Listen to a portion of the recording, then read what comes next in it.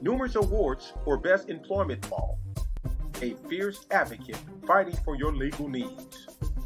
Welcome to Legal Views with your host, Attorney Sheila R. Stewart.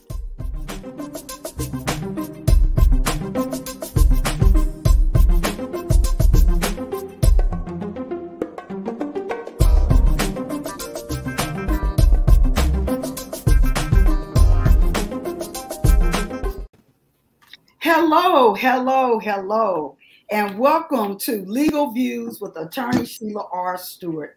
We are so excited for our panel that we have today. We have two more guests that's going to be joining us in a few minutes, and I know you want to hear from this collective group of individuals.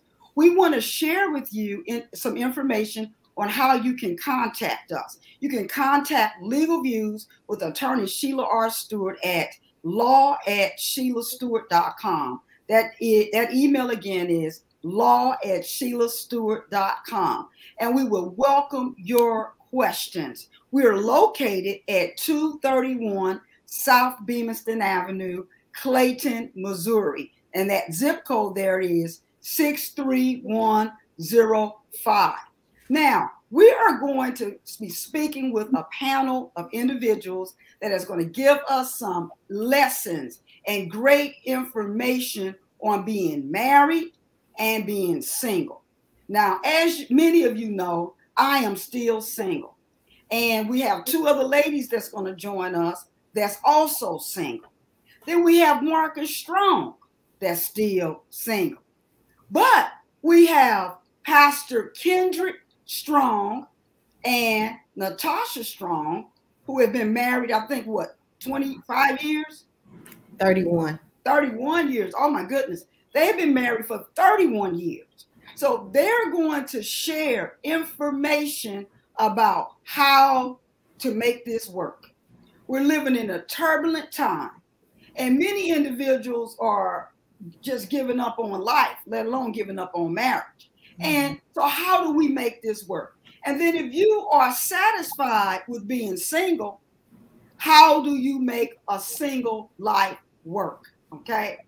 Now, let's say you're dealing with some situations. Let's say your husband had an affair, your wife had an affair, somebody had an affair, and you want to get a divorce. What are you going to deal with then? Let's just say for some reason, the love is gone. Can we get the love back in the relationship? I don't know. I've never been married. But maybe Pastor Kendrick can tell us how he got the love back in his relationship. Okay? So we're going to look at these issues today. Now, one of the things that I want to just talk about I want the panel to talk about who they are and give some information on their background. And then we'll just get into the discussion on singleness.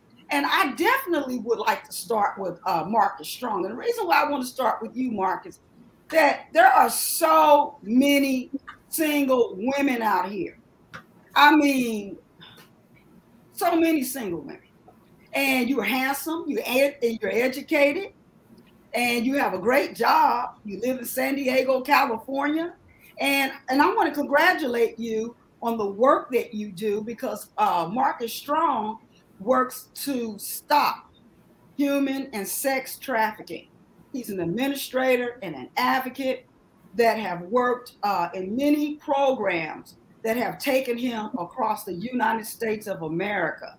And he has done a tremendous job in terms of helping families, children, and now he has settled into the beautiful, sunny San Diego, where he is helping to stop sex trafficking and human trafficking. So I would like to know from you, Marcus, why are you still single? And you got all these things going for you. Hello, Brittany. Hello, Brittany.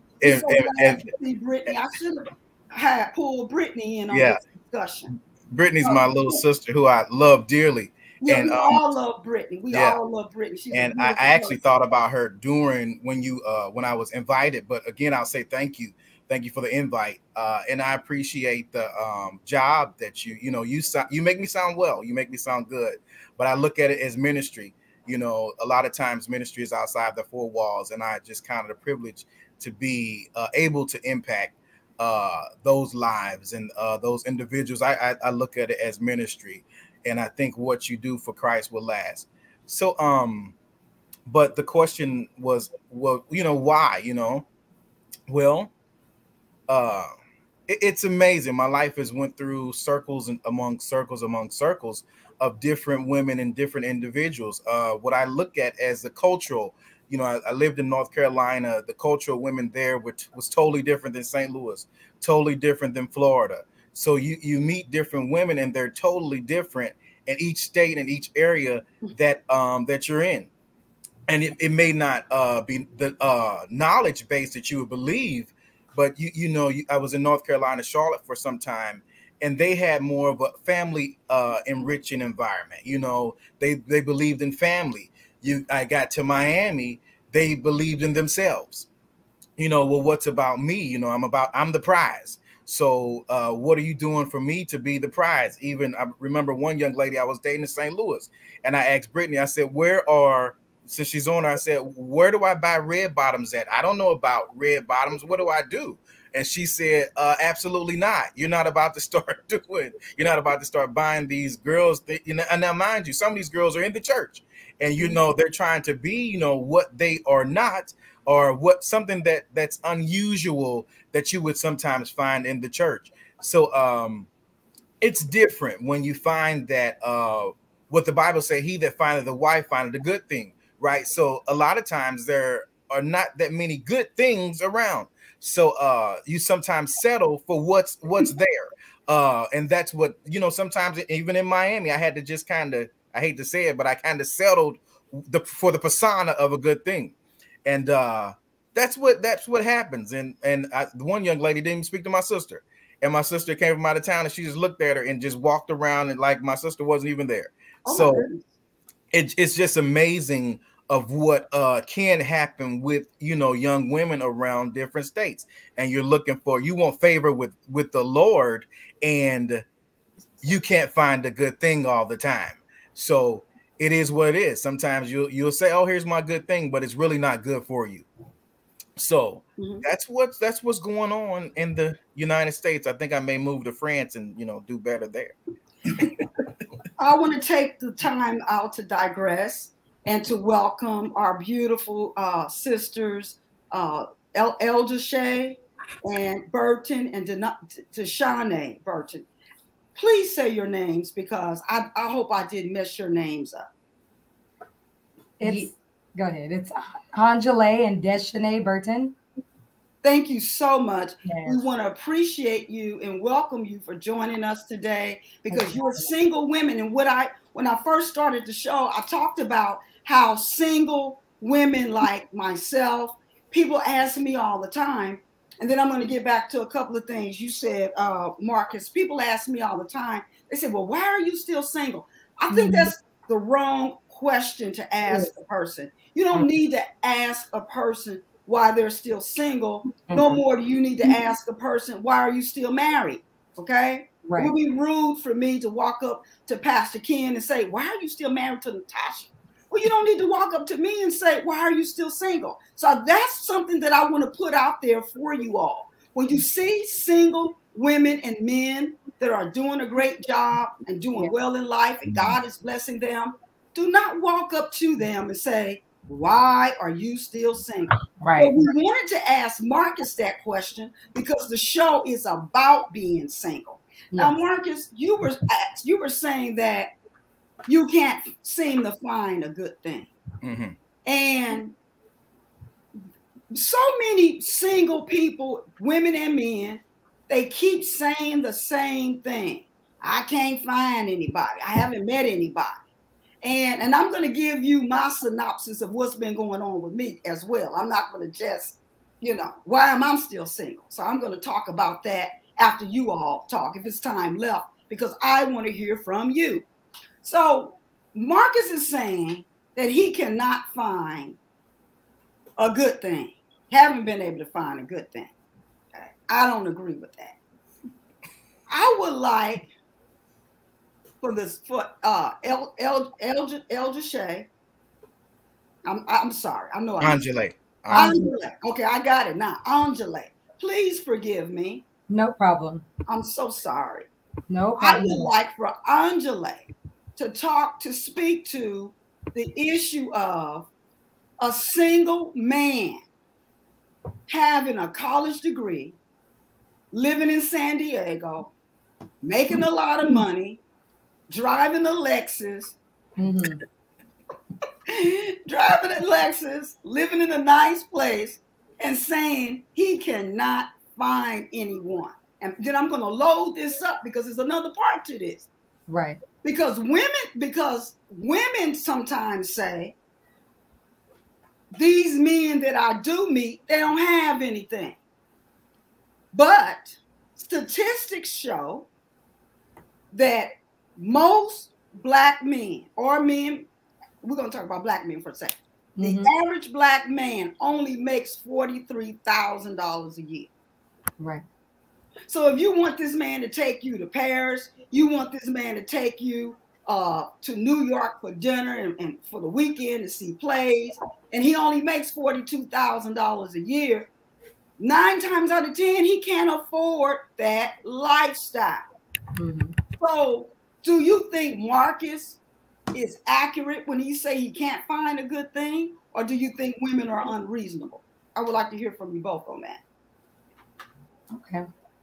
You go ahead. You Okay. Well, I would, I'm very close to Marcus, very personally. And, for many, many years, we've had this discussion.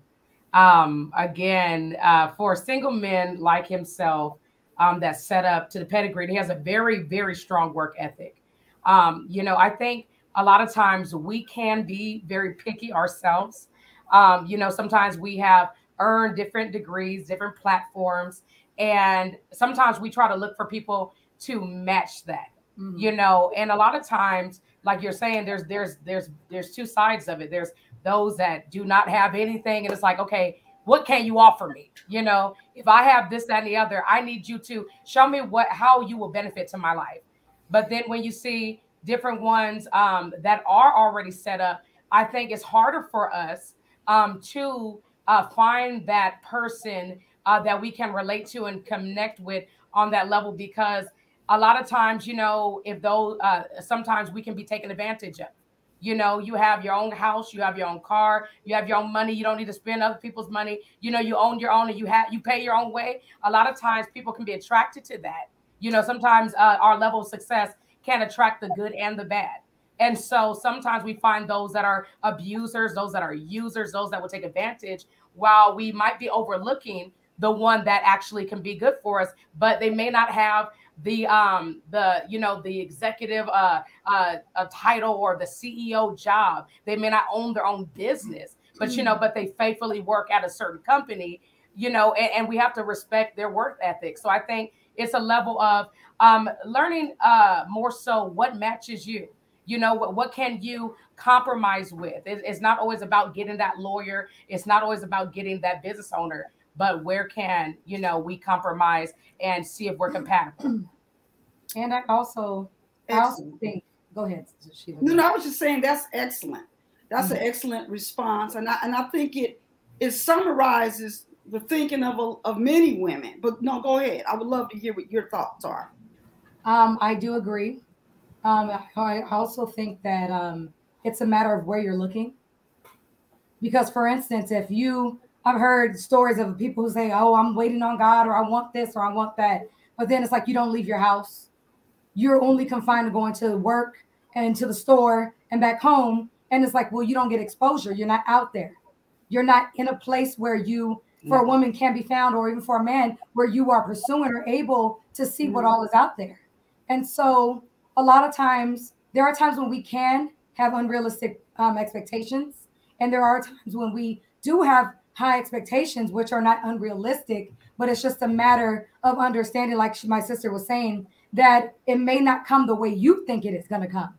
Because sometimes We want light skin, long hair, dark skin, beautiful eyes, brown, light brown eyes. Dark, You know, handsome. we have tall, dark, handsome. We have this idea of what our ideal mate will look like, but we don't understand the fact that there are greater qualities that we really should be looking at, because that tall, dark, and handsome might be the one that's going to destroy your life. That might be the very person or very thing that you're seeking after, but you really don't need what you want. So when it comes down to it, I believe it's a part of finding yourself and understanding what you can tolerate, what you like, what your likes and dislikes are. What do I desire? What is a need versus a want? Mm-hmm. And really being able to decipher the two, so you can understand, I don't really need this. I can go without that, but this here is a deal breaker. So I think it's a matter of really understanding yourself, where you're at, and also understanding what you're willing to compromise with. Okay. I love your responses. I love both of your responses. I think that we do come to the table with an image. Mm-hmm. We do come to the table with an image, and I think this image limits us. I think we do see. I think women, girls from the beginning, they have an image in their mind of what this person is supposed to look like. Right. And anything outside of that box is like, I don't like him. He's not handsome. He's not this. And I remember a situation that happened to me. I was I was getting in my car in the parking lot where I worked. And this young man walked up to me. He was very handsome. And he said to me, he said, I've been seeing you come and go for quite a while, and I finally got enough nerve to come up to you. He said, but I just want to tell you, I love to take you out. He said, but right now I don't have a job. He said, I don't have a car, and I'm living with I don't know if he said his aunt or his sister. Mm-hmm. And he said, if you just give me some time to get on my feet, mm-hmm. He said, I believe we could have something. And I thought to myself, are you crazy? I said, what is this? You know, so I think before a man approaches someone, he should have a job. Amen. Yes. Amen. Yes. I think he should have a place to live. Amen. Mm-hmm. And I think he should have the resources to help that young lady or older lady or whatever she is to get from point A to point B, right? Mm-hmm. That is his responsibility, to be a provider. That's right. Mm-hmm. It is not his place to assess a young lady from afar and then to say, I like what I see, I'm going to approach her. But you have to give me some time. I think when you approach this person, you should have the fundamentals in place. Right. But regardless of what this image is, dark skin, brown eyes, light skin, green eyes, whatever this image is, right, we have to still stay true to the principles that man should be somewhat of a provider and can make a difference. Okay. Mm-hmm. I'm going to come back to you and Marcus. Let's shift to Pastor Ken and Natasha. Let's say, welcome, Pastor Ken and Natasha. You have sat patiently, and I want to speak to you all about the lessons in staying married. Because Natasha and Ken, Pastor Ken, they were married at what, 12 and 13? What was the age? What were the ages? 12 and 13? Tell me what the ages were. 19 and 20. Okay, I got it wrong. Okay. Okay, 19 and 20. Okay. Now I'm not going to ask you how old you are, but how long have you been married? 31 years. 31 years. Now, how can a person get married at 19 and 20? Because 19 and 20, those are critical periods in your life when you're still trying to figure out who you are. Should I go to college? Should I go to trade school? Should I go into the military? You know, should I play golf? I mean, you're trying to figure out who you are. So how can you get married at 19 and 20 and stay married? What are the lessons in that? I think Thank you for inviting us to be a part of this panel today. We appreciate it, the opportunity to share what God have blessed us with in marriage. I think getting married young, certainly we were not prepared in the ways that you wish to be prepared. Financially, having accomplished your goals, finished school, things of that nature. But after being married for 31 years, you find that when you have someone that gives you their heart, and that is kind of what the marriage vow centers around, that no matter whether you're rich or poor, and in sickness and health, you know, for better or for worse, you have given me your heart. And we have had ups and downs. We have had, you know, life circumstances to happen to us, but I have his heart and he has my heart. Okay, let me stop you there. Let me stop you there. That's deep. I mean, we could just have a show about that. How do you get a person's heart? Okay, how do you really captivate loving a person to the extent that he has your heart and you have his heart and you're making this work? How does that happen? I mean, maybe you can put it in words because you just told us. So tell us how that happens. It starts with taking a chance. And I would say that to the singles. It starts with simply taking a chance. You know, that everything is not picture perfect. Neither one of us could have possibly been picture perfect at 19 and 20 years old. So take a chance. You know, I'm going to hang out with you. Do I like you? Do I like your personality? As we hang out and grow to know each other, do I now trust you? Have we moved to a level of trust? Do I feel like you care for me? You know, and then the levels of trust and the levels of care and the levels of concern. And even in marriage, that grows to know, you know what? If anybody is going to be there for me, he's going to be there for me. And we do marriage, premarital counseling with couples. And one of the things I always tell them, look at that other person. Is that the person that you want to close the box on you? If you all live to death do you part, is that the person you want to hold your hand in that sick bed? And you don't base that decision on how much money they make and what kind of status they have or what kind of fame they have. You base that decision on, do they have my heart? Do they have my best interest do they have my best interest at the top of their list? You know, or are they going to run out on me if I can't do certain things, if I'm sick and I can't walk and I can't do this?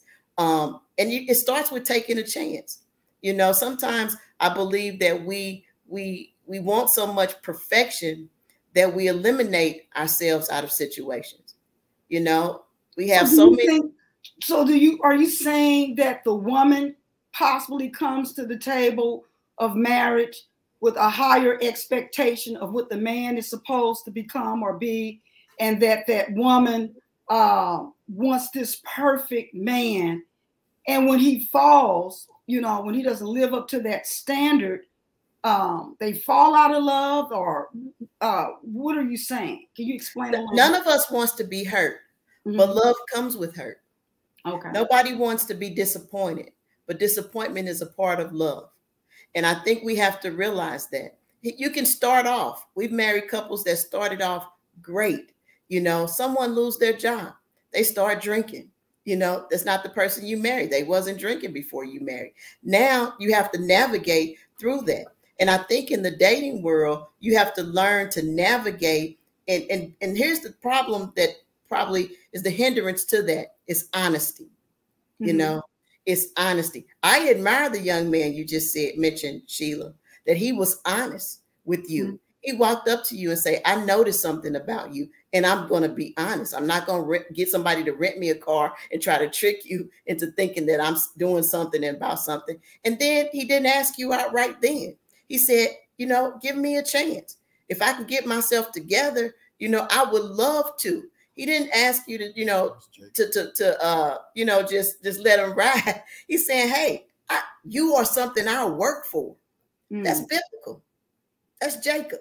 You are somebody that I'll work for. And sometimes we have to sit back and really listen to people, You know, I want to offer you me. So I got to tell you and be honest where I am. And we have both sides, men and women, have to take, you know, the opportunity to say, you know what, I want to get to a place in our dating, if we're moving forward, where we can be honest with each other. Well, let me just add a little piece for you here, honey. So it sounds beautiful and noble what you're saying. However, he wanted to go out before he got on his feet. I want to add that. Okay. All right. I want to make sure everybody knows that he wanted, and I could have paid for it. We could have, you know, maybe gone somewhere, you know, not that expensive. But I just thought it was a strange experience. Are you suggesting that maybe I should have gone out with him, Pastor Ken? You answer that question. To McDonald's or whatever he could afford. A friend of mine said something to me that was most impressive. Her standard and her criteria was her father. Mm-hmm. The person that wanted to date her could not be under her father's. Mm-hmm. He had a 40-hour job, took care of home, and he loved his wife and he loved his family. Mm-hmm. She was degreed twice over. She was educated. She had nice cars. She could pay her own way. She could do her own thing. But what she wanted was no less than her father. Mm-hmm. It was the answer. So that was her criteria. That was what set up. If the young man had said, you know, let's go to Burger King, let's go to Cold Stone, you know, I'll walk, I'll meet you there, I'll take an Uber. Mm-hmm. He came with what, you know, you have to remember, that was another young man who was a janitor, and he lived in his father's garden. Mm-hmm. He had a wife. He didn't have any money. His name was Adam. I had to correct you on that one. God had made provisions for everything in the garden so that the man would not have to go outside of the garden until he sinned. And then when he sinned, he had to go outside of the garden. When you look at the scripture, though, when you look at the scripture, what did Isaac have? Isaac had what his father had. He was still living at home. Mm-hmm. When you look at what men have, some men have an inheritance. Okay. And what we want is an inheritance among those who are sanctified and those who are godly. Okay. And we want somebody who can be led by the Spirit of God, be led by the Lord. You know, yeah, you can go to Applebee's too, you know, after 9, whatever the case may be. You want someone that's led. You know, Rebecca said, you know, I'm going with this man. Look at these bracelets. Look at this jewelry. This man has something. But Isaac didn't have a job. Isaac was being blessed because of what his father had given him and what he had been bestowed. So when we have these ideas of what he's supposed to be and what he's supposed to look like, and when we have all these material gains and we put this individual, we dressed him, we've clothed him, we've styled him, and those things haven't been proven. You want someone that's going to come with reciprocity. You want someone that's going to come with a conversation.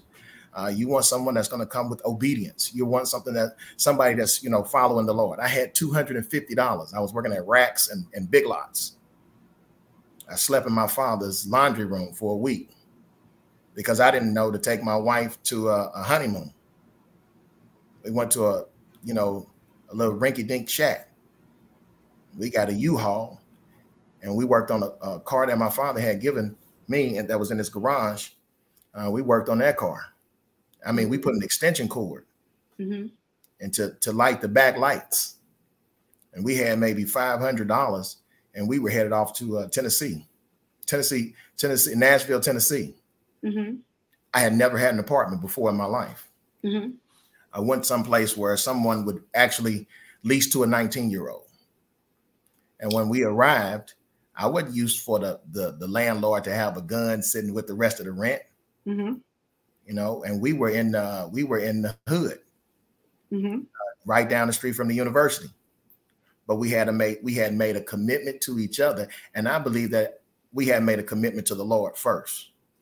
So therefore, our commitment to each other was secondary. So when you dress the individual and he don't come correct and he doesn't come with what it is that you have, then you've missed out. Mm-hmm. You have possibly missed out on a diamond in the rough. That's awesome. I want the Burton sisters to respond to this. Let me just add my thoughts to that. Okay. I believe that the foundation of a good man is God. Okay. And I don't believe it's a college degree or a law degree or a medical degree, because faith can take you from $25 on Monday to $2.5 million on Wednesday. I know faith can do that. Okay. Faith can move things. So I understand that the fundamentals of this gentleman must be a godly inheritance. However, we're not talking about red bottoms. We're not talking about Tiffany jewelry, Tiffany china. We're not talking about every month, Monday through Friday, we're eating at the Capitol Grill. We're not saying these things. But I do believe that if he is looking for a wife, okay, if he's looking for a wife, because what happens when you find a wife? Favor follows, right? You obtain favor and it follows. So you become even more blessed. I believe if he's looking for a wife, he needs to have something to take care of that wife. Now, I think in your case, you guys were all, I would almost classify you as children. But I think in the real world today, if you know, an older person, you should have something. What do you ladies think? Let me hear your ideology on this. Okay. You are whichever one feel comfortable.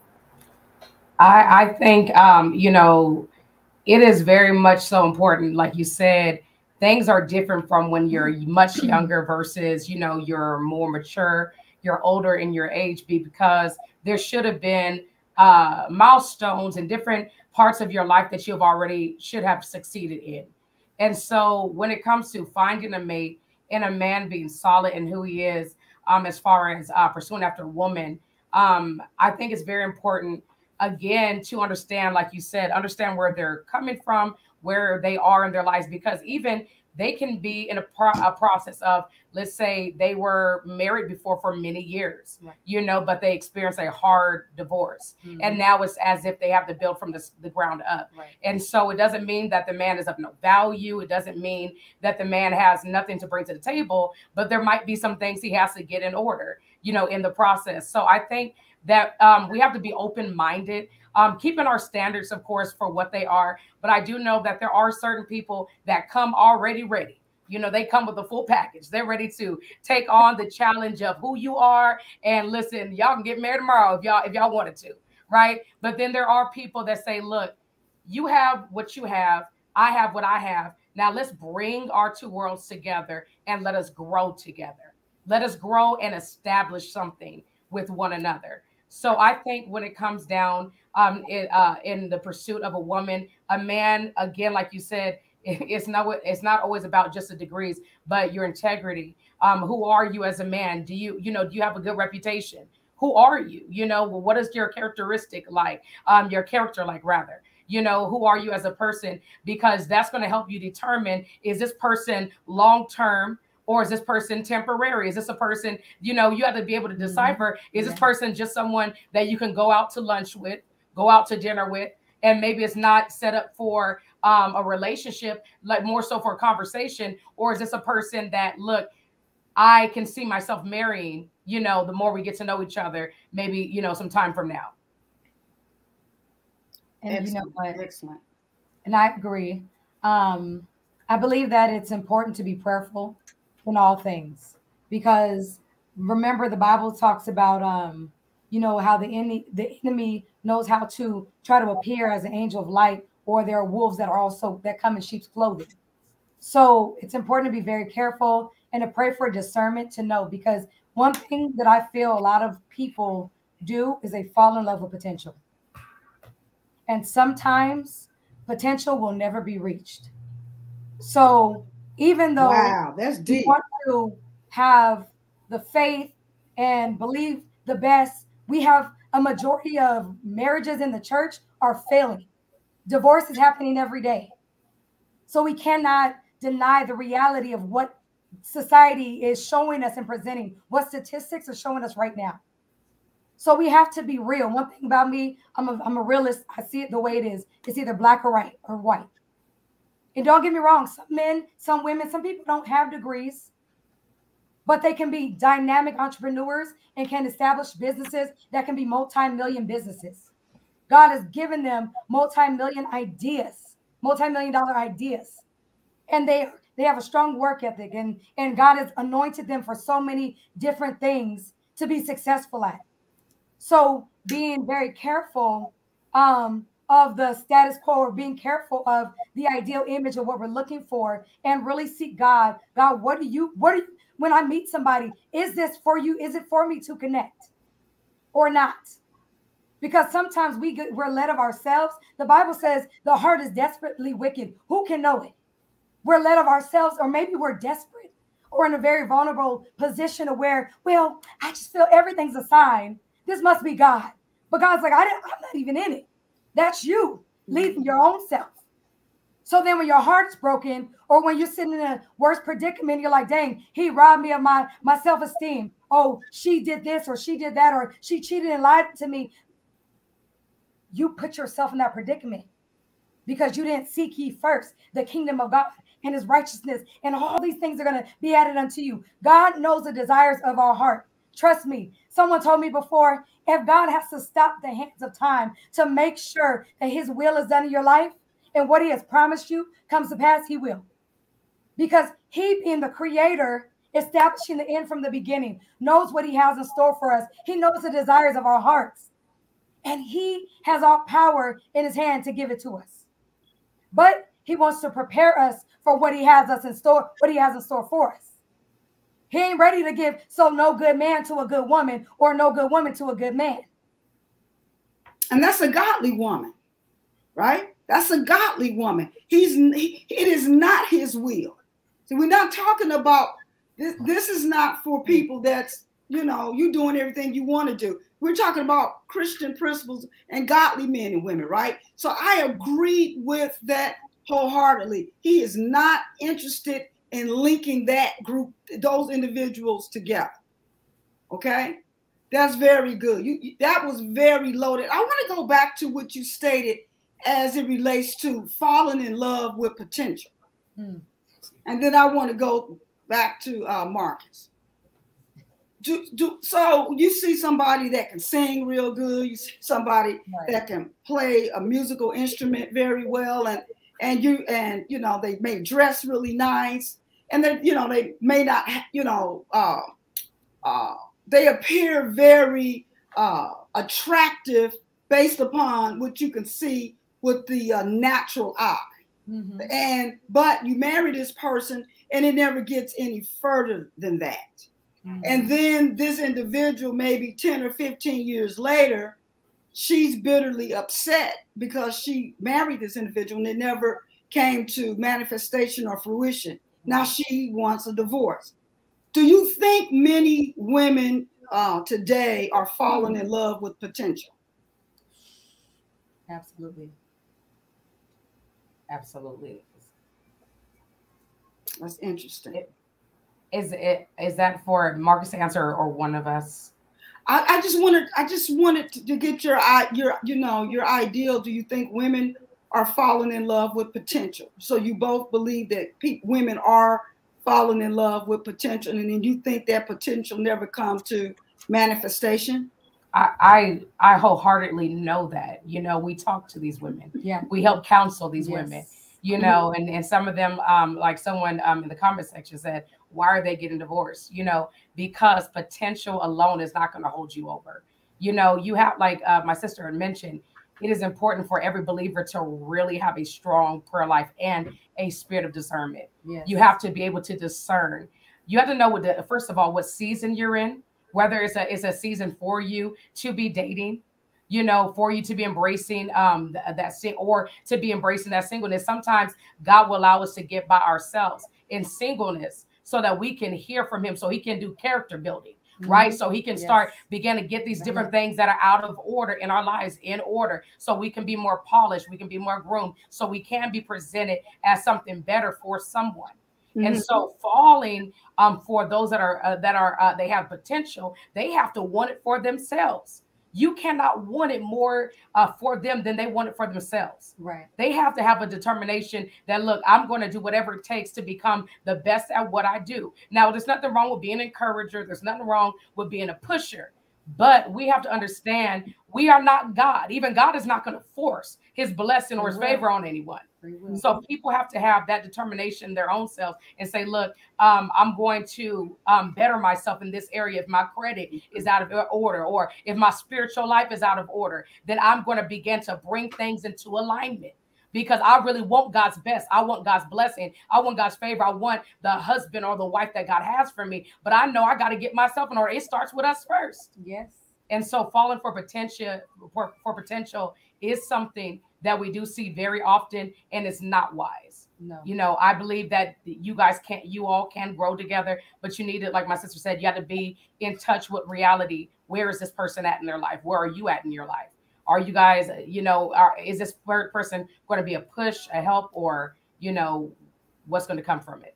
And do your visions align? What is your vision? Where do you see your life going? And what is their vision? Does it align? Because a lot of times we just weren't equally yoked.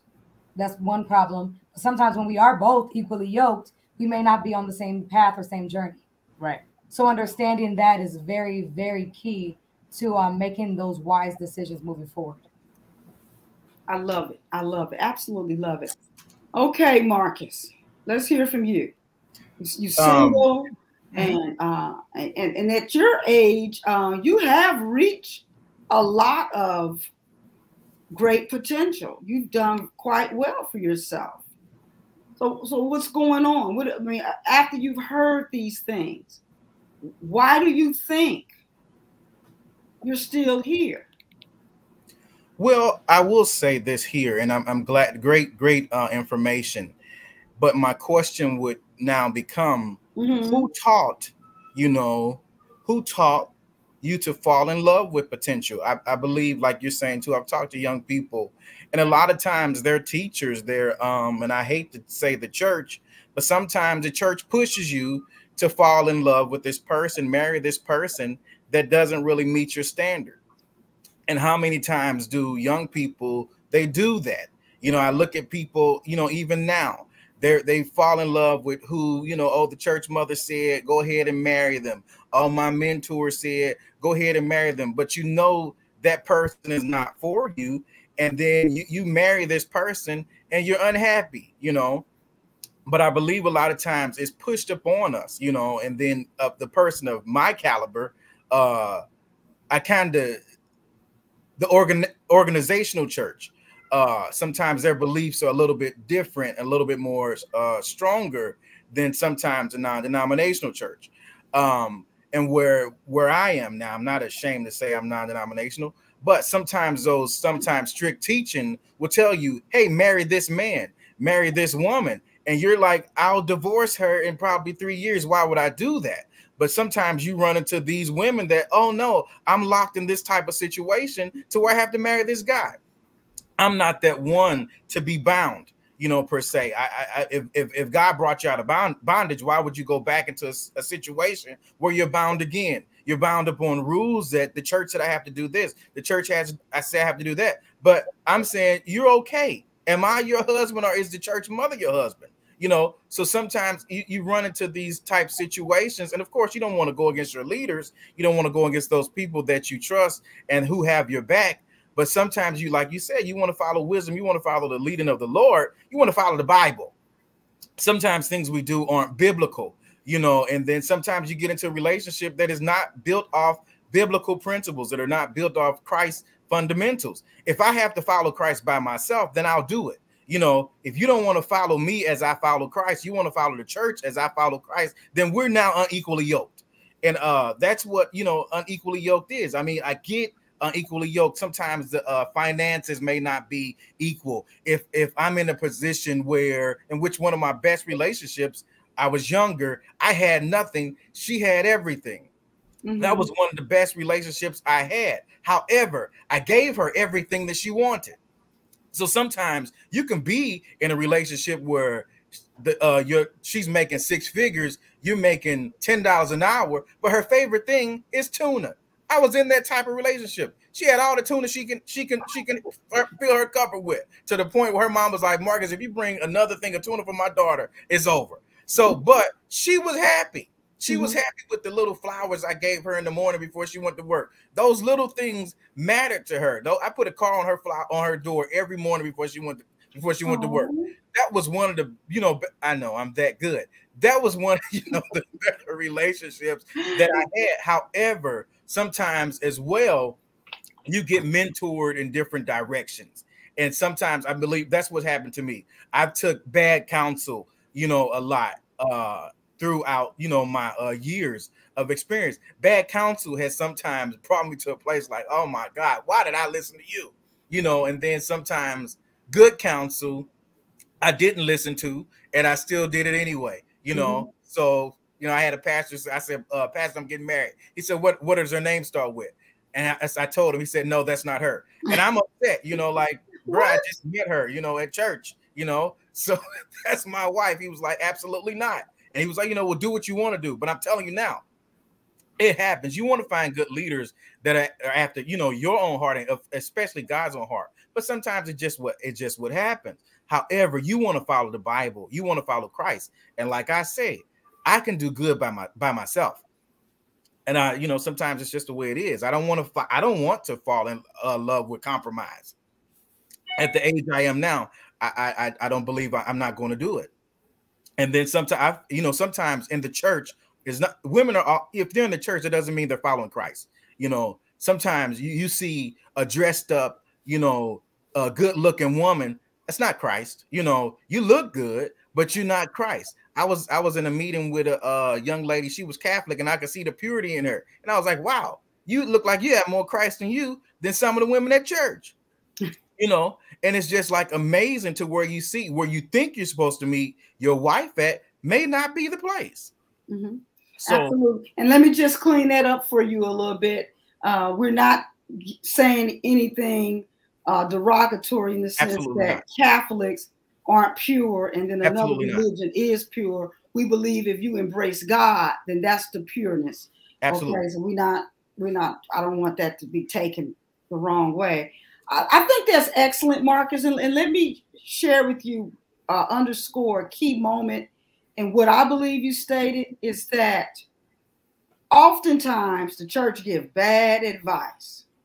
And you have to have a relationship with God and a connection with God, that you hear what God is telling you to do and that your leader don't run you off the road. It's never intentional, but you have to really be walking at a high altitude with God to have discernment for every member. You may miss some members. You may know what God is saying about this individual, but the individual need to have a Bible reading and a prayer life so that they can understand clearly what I believe God is saying for their life. Then I'm going to share with you what I think about singleness from my point of view. But I want to hear from Pastor Ken as it relates to the foundations of what it takes to create a strong marriage and for that marriage to grow over the years like yours have. Oh, Pastor Ken? Oh, yes. You are Pastor Ken, right? Yeah. I thought you was going to interject on some things about singleness before. No. I do that towards the end because I want to make sure people want to hear from you all. They tuned in to hear you, so let's hear you. Well, I am amazed at this discussion, how most of our dependency is upon church, and we miss out on a lot of culture and other sects of culture. Marriages, they depend upon the culture to find spouses. Recommendations, I'm recommending my son to your daughter, or I'll recommend my niece just did this, and I can recommend you to my nephew. That's a lot of culture. We depend on a lot of church for our institutions of marriage. And that was an interesting point that we are making in this discussion, that I think that because of our lack of culture and because of our lack of cohesion in our neighborhoods, in our communities, in our families. You know, your aunts or your grandmothers will usually be able to say, well, I got a niece down there, Sheila Stewart, you know, and she's a nice attorney, doing good. You know, I'd like to make a recommendation. And someone can recommend their nephew. That's just not happening in our culture. And that's kind of something that we need to pray for God to heal our land, so that our sons and daughters can multiply and replenish. Just wanted to put that as a footnote.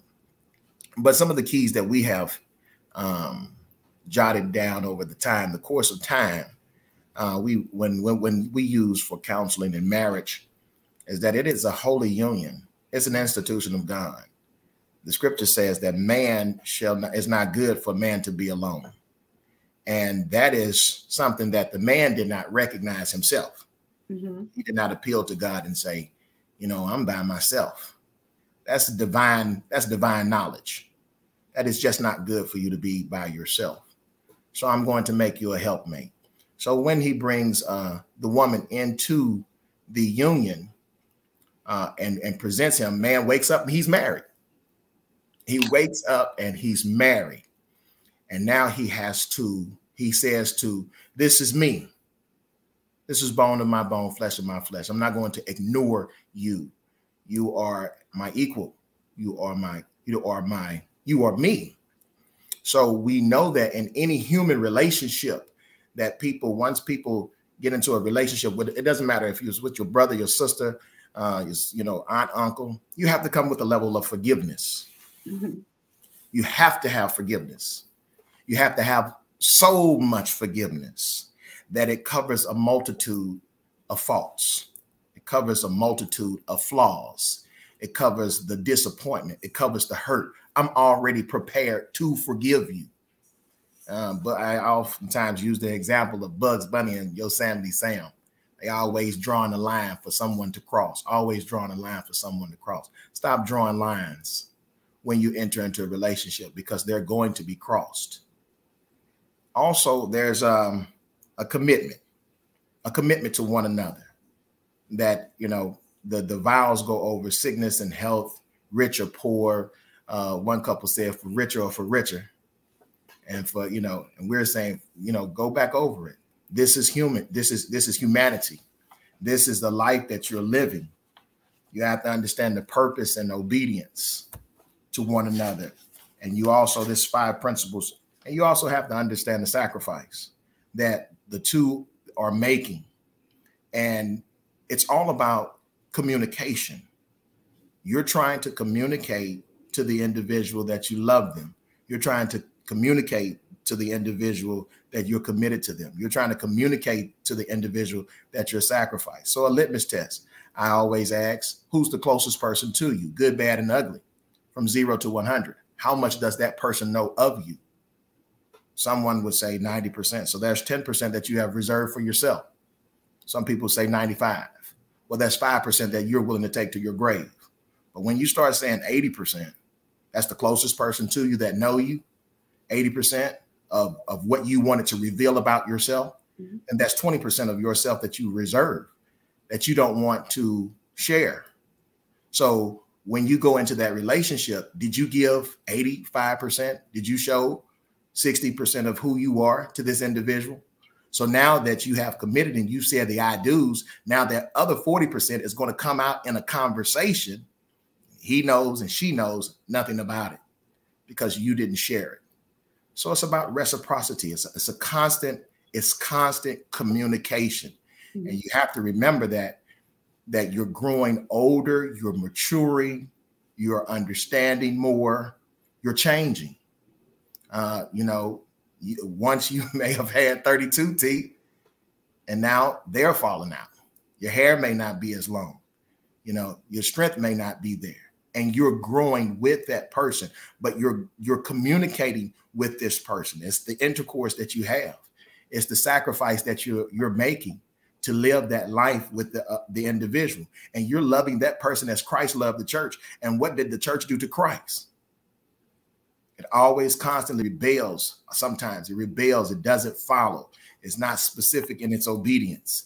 It's not always there, but I'm still constantly loving you and you're loving me. And Sometimes it's 80-20, sometimes it's 20-80. But you don't give up on the person because you have committed to the purpose of being unified in that union and in that marriage. So when we were children, we were children, I said to God that I love her. And I don't know how to express that. But whatever it is that I understand of love, I have it for her. And over the years and over the course of time, that love have just been manifested toward each other and in our communication and in our daily lives.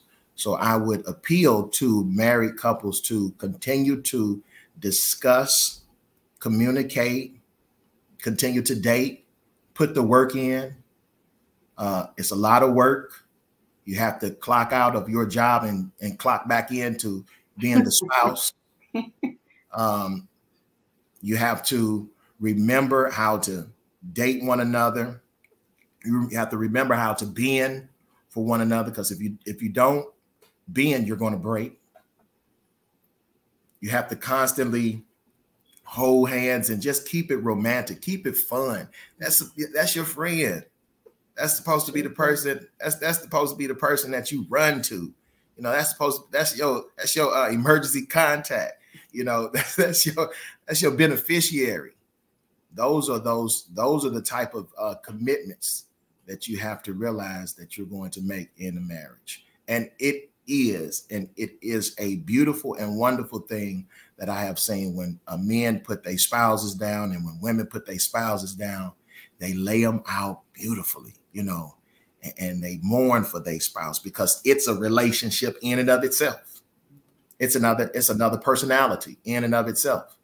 And I joke about it, but when the spouse has to take medication and there are side effects, you have to be prepared to deal with all of that comes with it, you know, and you're in it. I'm in it. I'm going to walk on the path of righteousness with my wife. And the path of righteousness is going to lead us to the Father's house. Okay. That's very good. But couples, I think all married couples need to go through counseling, for one thing, because I don't think you could just go to work and come home and go to work, come home, and something not erode out of that marriage over a period of time. So I think married couples need counseling, and I think it's great that you and Natasha provide that counseling. So what I wanted to do right quickly, I want to give everyone to have a final remark. I'm just going to go around like a clock and give everyone to have a final remark. But before we go to that final remark, what happens? I'm going to give you some legal insight. What happens if we can't come together and we cannot make this marriage work? And now we are facing divorce. And as we know, many couples, the marriage fails and then they face divorce. So what happens at divorce?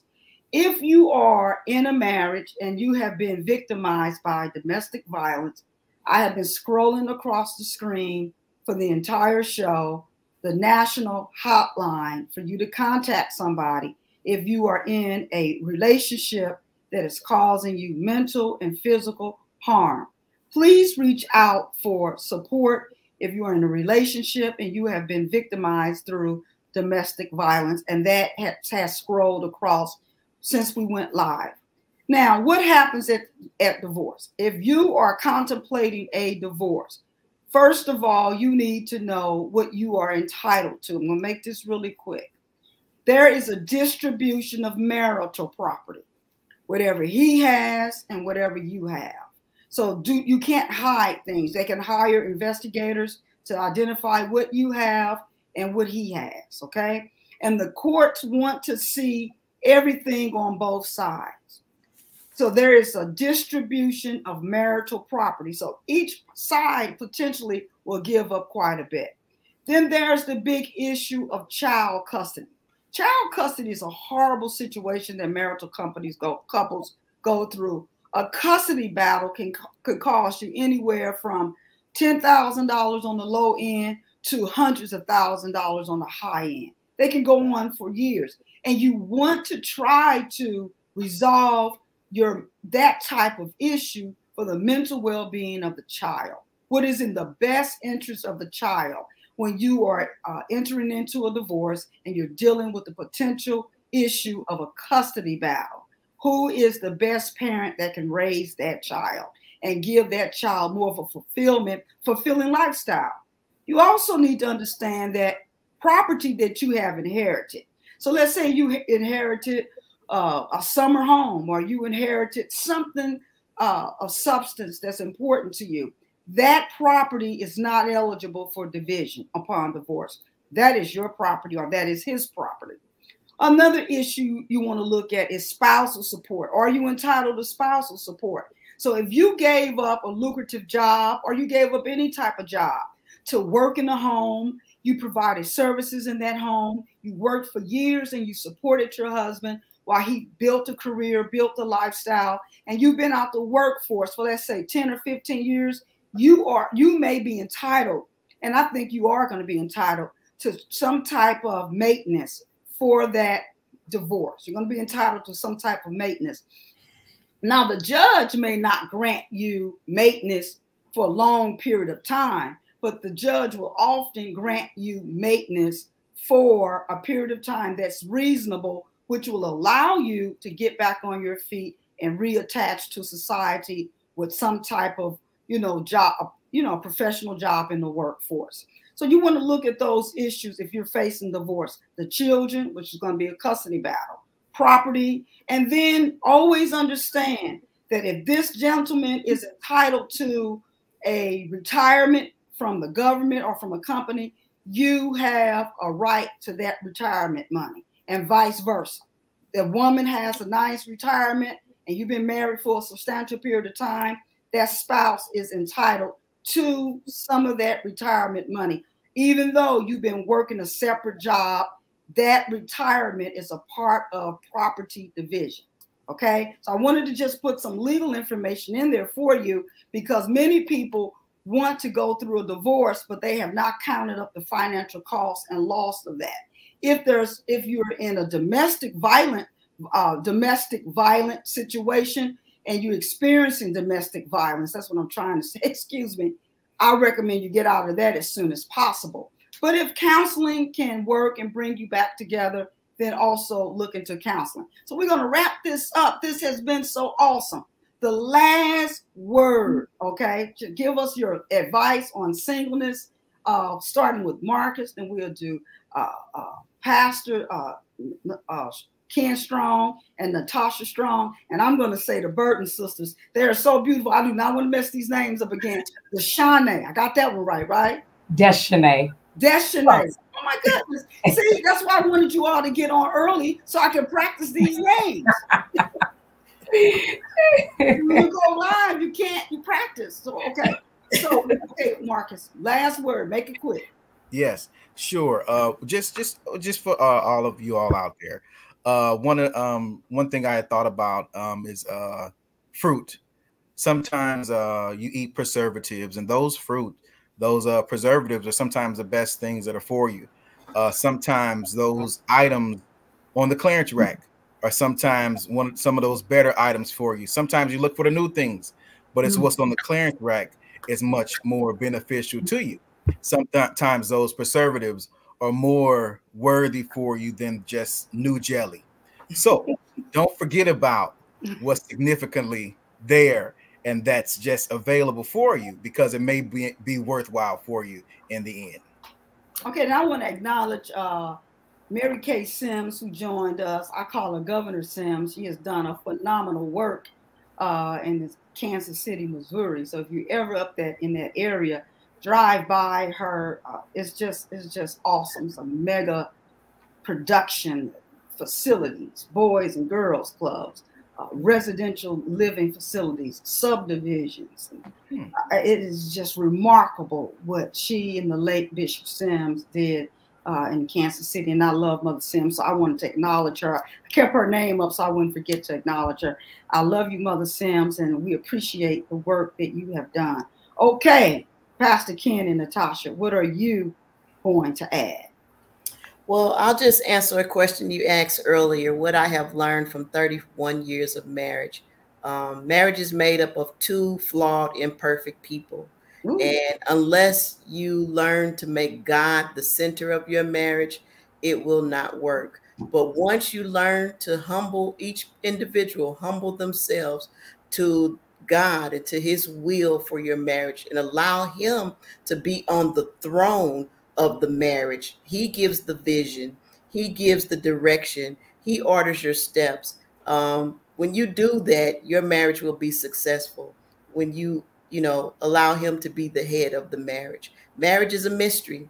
The union between man and a woman is a mystery. And you really have to be in it to really get to learn how it comes together, because it's God that brings it together. It's beautiful. I love that. That's very beautiful. Vulnerability is an aspect in which both men and women have to share. Men have to learn how to be vulnerable to their wives.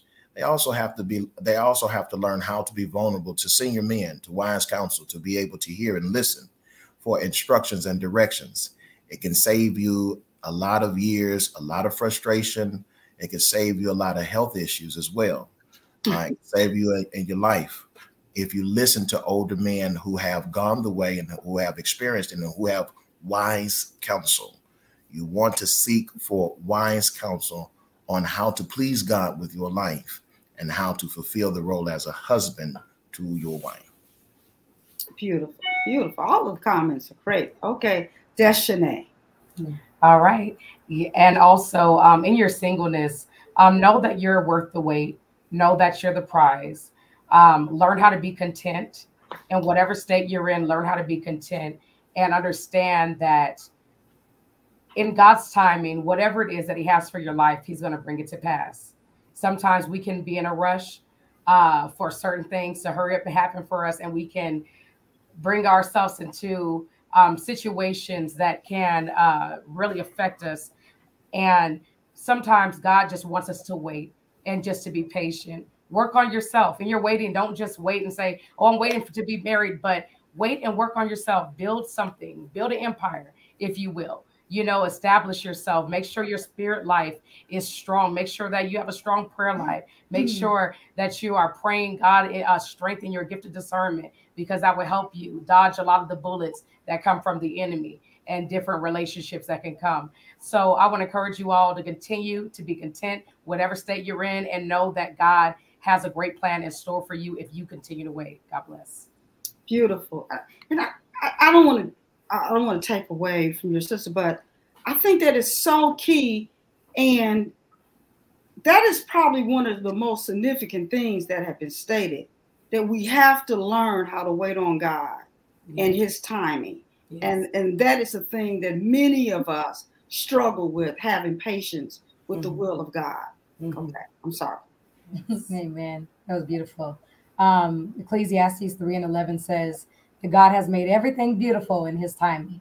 And so I would just encourage the singles to know that no matter what you've experienced, no matter what the past has, been, no matter where you come from or where you're at, and you may be in a broken state, you may be in a state where you feel like maybe I'm unlovable. Who can love me? I've made these mistakes. God can't love me. How can man love me? You may have a lot of broken areas of your life, but to know that in timing, God will make everything beautiful. Sometimes it's the fragments that make some of the greatest masterpieces. And so know, like my sister said, you're worth the wait, and that you are valuable, and know your worth. And during this time of singleness, seek God so God can show you who you really are. That is such a key thing to being made whole before you go into a marriage, so that you don't bring the baggage and the hurt and the pain and all the issues into someone else's world and try to merge that and make seem normal what is and not normal. Don't bring dysfunction and expect functionality out of it, but rather let God heal you and make you whole and show you that he loves you, so that you can understand what it is to properly be loved by somebody else. Wow. Now, if you have not been inspired by this panel, I don't know what to tell you. This has been outstanding. This has been just phenomenal. Would you all be willing to come back in the fall for a part 2 of this discussion? Absolutely. Sure. Okay, I want you to come back in the fall, and we need to discuss this again because I want to get into this high value, how we think about things and imagery. That is so significant. We didn't get into that a lot. We are going to do a part 2 of this discussion. Each of you have brought such valuable information that glorifies God and give natural wisdom to man. It's very important that we understand natural wisdom as well as glorifying God. And I think all of you together have done an outstanding job of doing this. You have been listening to Legal Views with attorney Sheila R. Stewart. Thank you for being our special guest. We look forward to you joining us on next Saturday as we go through our summer series.